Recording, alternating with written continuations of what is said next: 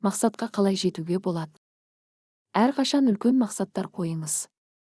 Мақсат сіздің бағытыңызды көрсететін шамшырақ. Ол сізді алға жетелейді және мотивация береді. Мақсатқа жету үшін жоспар қажет.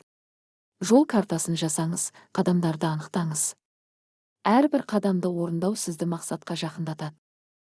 Жоспар құру жеткіліксіз, әрекет ету керек. Күн сайын кішкентай қадамдар жасаңыз. Әрекетсіздік сәтсіздіктің кепілі. Қиындықтар болады, бірақ берілмеңіз.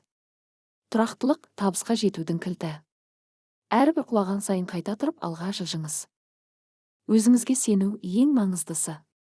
Сіздің күшіңізге сеніңіз, сіздің қабілетіңізге сеніңіз. Сенім сіздің қанатыңыз. Мақсатқа жеткенде қуанышқа бөленіңіз. Сіз мұны істей алдыңыз. Бұл сіздің еңбегіңіздің жемісі. Енді жаңа мақсаттар қойыңыз және алға ұмтылыңыз.